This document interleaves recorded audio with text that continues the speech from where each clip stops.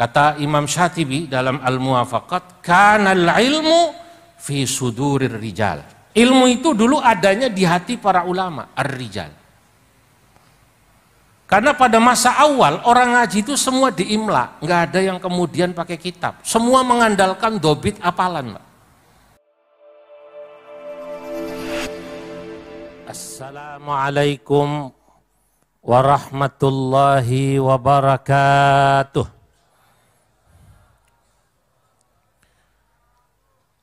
Alhamdulillah Rabbil alamin. Wa sallallahu wa sallam ala sayyidina Muhammadin wa ala alihi wa ashabihi wa man tabi'ahum bi ihsan ila yaumiddin, amma ba'du. Hadratal muhtaramin, para alim ulama, para masyayikh, para kiai, wabil khusus Al-Mukarram Simbah Yai Mustafa Bishri, Al-Mukarram Kiai Haji Bahauddin Nur Salim, Al-Mukarram Kiai Haji Yahya Khalil Thaquf, para masyayikh, para habaib, termasuk insyaallah yang dalam perjalanan Profesor Dr. Kiai Haji Said Aqil Siraj. Insyaallah semoga yang hadir, yang rawuh, hol masyayikh leteh pada malam hari ini, semua kita diberkahi Allah Subhanahu wa Ta'ala. Malam hari ini saya ketempuhan ini, karena Yai Said terkena macet, maka saya sambil menunggu beliau diminta untuk berbicara yang sangat berat, karena ini berbicara baina al-jabalain, bicara di antara dua gunung. Ulama yang ilmunya seperti apa namanya? Gunung. Wa bainal asadain, bicara di antara dua macan. Kiai Said itu macan, Gus Bahak niku macan. Bicaranya dileteh. Leteh ini dulu Mbah Khalil Harun dikenal dengan Sibawaihi Jawa. Sibawai Jawa itu macannya tanah Jawa, terutama di bidang fikih dan ilmu nahwu. Sanad ilmu nahwu ulama Pasundan itu mengambil dari Mbah, siapa namanya? Mbah Khalil Harun. Yang terkenal seingat saya di Garut itu namanya Kiai Adroi. Nanti masyayikh Sunda itu mengambil sanad nahwu dari Kiai Khalil Harun. Itu terkenalnya macannya tanah Jawa. Jadi dulu saya pernah saking kagumnya pada Kiai Khalil Harun, beliau menulis kitab nahwu. Saya kemudian membuat beberapa bait syair untuk memuji Kiai Khalil Harun dan cucu-cucunya. Lana asadun yushiru lahul bananu, sibu yahuna khalilu abul khalili. Lana asadun yushiru lahul bananu, sibu yahuna khalilu abul khalili. Wasihruhu la yuqalu lahul mithalu, wa qad ajazal fuhulu anil wusuli. Hafiduhu man linahbatina za'imu, wa yaghbatuhu rijalu dhawul jalali. Wa hal walada zamanu lana thaqufan bimithlihi man lahu nasabul jibali. Lana asadun, kita dulu punya macan. Yushiru lahul bananu, yang semua jari-jari menunjuknya. Siapa beliau? Sibuya huna, asluhu sibawai. Dalam satu lughat dibacanya sibuya, untuk menyesuaikan wazan. Sebab kalau pakai sibawai huna nggak ketemu wazannya. Maka saya pakai satu lughat yang membaca sibawai dengan sibuya. Sibuya huna khalilu abul khalili, yakni sibawai kita, sibawainya tanah Jawa, khalilu abul khalili, yakni Mbah Khalil Harun, abul khalili kakeknya Kiai Khalil Bishri. Jadi beliau menyebut diri beliau dalam kitabnya itu, beliau katakan Khalilu Najlu Harunar Rembani. Wasihruhu, menantu beliau yang tadi dipuji oleh Gus Bahak tadi, Kiai Bishri Mustafa. La yuqalu lahul mithalu, sulit mungkin kita akan menemukan ulama yang seperti beliau di tanah Jawa ini, yang sangat produktif, kiai yang sangat produktif, mengarang kitab banyak, tapi juga mubaligh yang sangat terkenal, tapi juga pengasuh pesantren yang sangat istiqomah. Saya menikmati guyonan-guyonan Gus Bahak menggunakan bahasa Jawa, karena saya tidak bisa bahasa Jawa lancar. Saya takut salah kalau menggunakan bahasa Jawa, karena beberapa waktu lalu saya mencoba bahasa Jawa, rupanya penempatannya salah.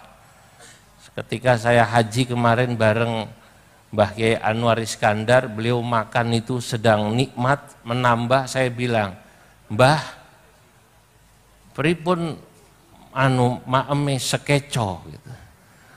Kata Gus Atoknya, putranya Ki Anwar Mansur Lirboyo, Yai, kalau makanan bukan sekeco tapi eco.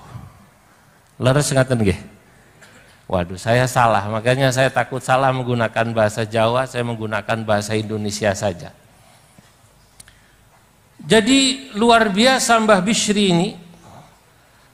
Wa qad ajazal fuhulu anil wusuli. Mungkin kita mencari orang-orang besar al-fuhul untuk seperti Mbah Bishri sulit.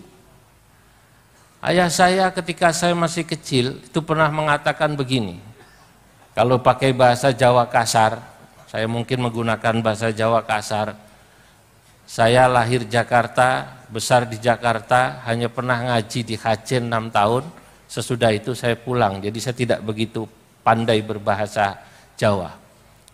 Zul, ora ono kiai kaya Mbah Bishri we.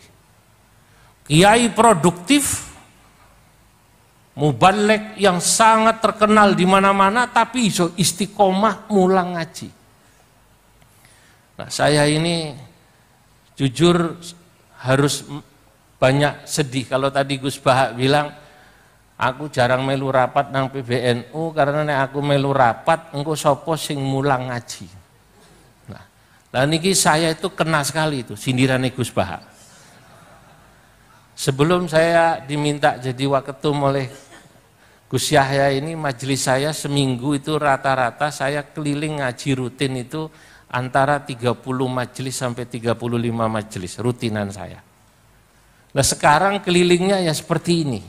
Jadi majelis ngaji rutin sekarang kemampuan ngaji kitab saya pastinya berkurang jauh dibanding Gus Bahak yang rutinan terus. Jadi nek Gus Bahak tambah alim, pengurus PBNU rada kurang pinter ya maklum ngaten. Rada maklum karena ngajine pun rada kurang baca kitabnya.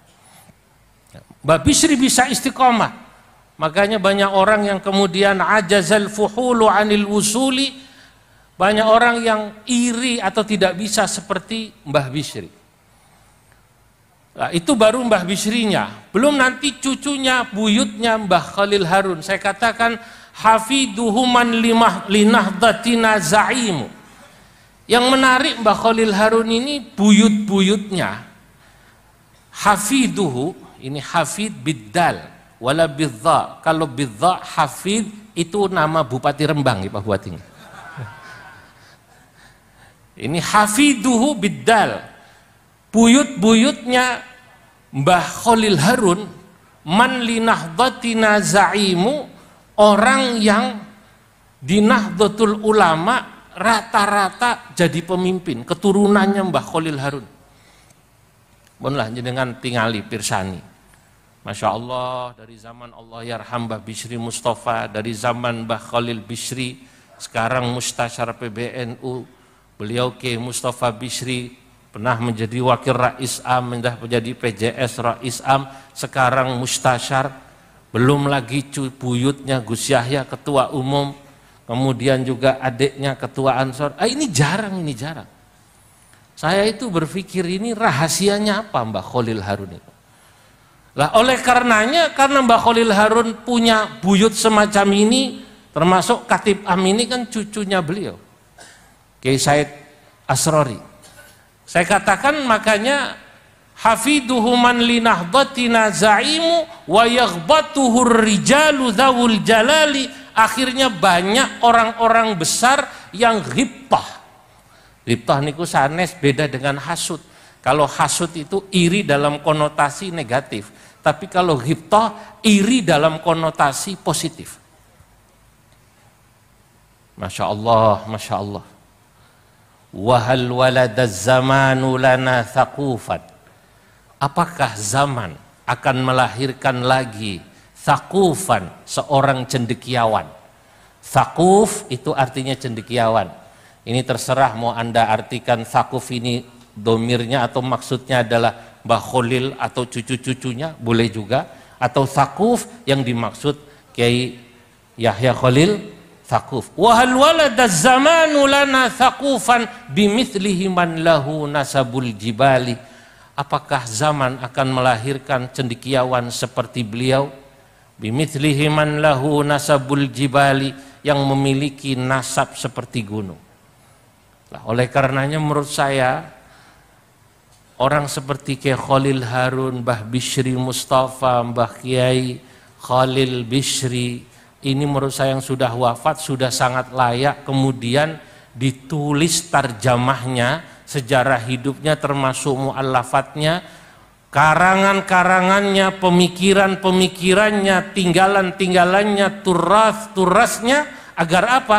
Agar ajarannya kita bisa ikuti, agar semangat ngajinya kita bisa ikuti. Nah, persis seperti Gus Bahak tadi itu. Saya masih ingat Gus Bahak pernah bertanya pada saya saat ketemu saat khol Mbah Hamid Pasuruan. Saya memberitahu, saya menulis tentang Mbah Buyut kami di Banten, kakak dari kakek kami Syekh Nawawi Al-Bantani. Syekh Nawawi niku Muhammad Nawawi bin Umar. Niku putra pertamanya Syekh Umar Al-Bantani. Buyut saya namanya dan juga buyutnya Ki Ma'ruf Amin, karena Pak Ki Ma'ruf itu kakaknya ibu saya. Jadi saya sama nasabnya ke sana. Saya punya kakek namanya Abdullah bin Umar. Abdullah bin Umar niku adiknya Syekh Nawawi. Abdullah bin Umar ini ngaji sama Syekh Nawawi di Mekah 16 tahun. Yang bilang justru Senok Hogronya bertemu dengan buyut kami di Mekah saat Senok Hogronya itu ngaji ketemu Syekh Nawawi di sana. Walaupun menurut para sejarawan Senok Hogronya tadhahara bil Islam wa ghayyara ismahu bi Abdul Ghaffar. Itu yang namanya Senok Hogronya etok-etok pura-pura masuk Islam dan kemudian wa ghayyara ismahu bi Abdul Ghaffar, dia merubah namanya dengan nama Abdul Ghaffar. Nah, yang menarik Senok Hogronya selain bertemu Syekh Nawawi, bertemu Mbah Buyut saya di Mekah, karena Senok menulis satu kitab antropologi yang luar biasa, menjadi rujukan para sejarawan, karena belum pernah ada seorang antropolog menggambarkan betapa detilnya Mekah pada zaman itu. Nama kitabnya Safahat min Tarikh Makkah. Niku yang namanya Senok bisa menggambarkan bagaimana orang Jawa atau koloni Jawa di Mekah itu paling banyak yang ngaji di Masjidil Haram. Kalau di Mekah itu dulu ada 5.000 santri, maka orang Jawa itu kurang lebih 2.500 santri yang ada di sana. Ini senok ketemu Mbah Buyut kula, ketemu Syekh Nawawi, bahkan kemudian senok menulis secara khusus bilang adiknya yang bernama Abdullah ngaji sama kakaknya Syekh Nawawi selama 16 tahun di Mekah. Karena adiknya lah kemudian Syekh Nawawi mengarang kitab Ats-Tsimarul Yani'ah 'ala Riyadil Badi'ah. Nu sing ngaten iki sing nulis sinu malah siapa? Senok Hugronya. Makanya dalam kitab Tuhfatul Qasi wad Dani yang saya tulis, saya katakan walam akun mimma syara'tuh Buddha min katibin mustasyriqil Holanda.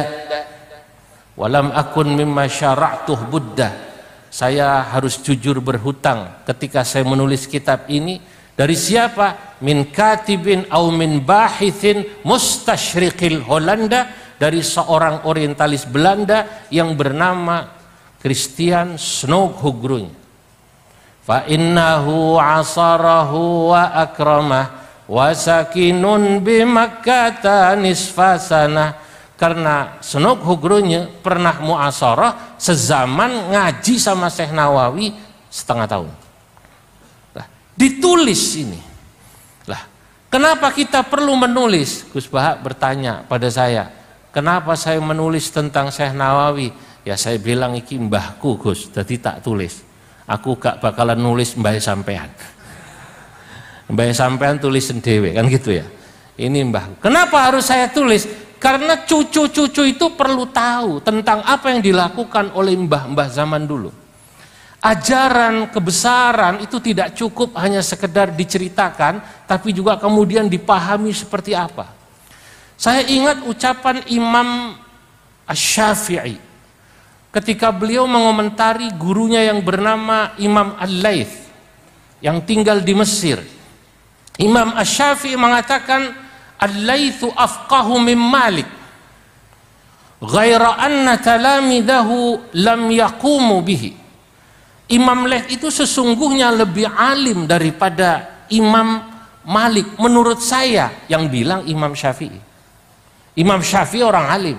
Ketika beliau bisa menggambarkan bagaimana pandangan Imam Laits dan juga bagaimana Imam Malik, saya percaya karena Imam Syafi'i orang alim. Tapi sayang, kata Imam Syafi'i, ghaira anna talamidahu lam yaqumu bihi, sayangnya murid-muridnya Imam Laits tidak menulis dan tidak mengajarkan ajarannya Imam Laits, sehingga kemudian tidak ada dikenal dalam sejarah fikih Islam madhab Laits dan ashabul Laits, tidak ada. Tapi Imam 4, Imam Abu Hanifah, Imam Malik bin Anas, kemudian juga Imam Syafi'i, Imam Ahmad bin Hambal, semua muridnya melanjutkan menulis apa yang diajarkan oleh gurunya, sehingga madhab Imam 4 ini, pandangan-pandangan Imam 4 ini sampai sekarang masih ada. Lah niku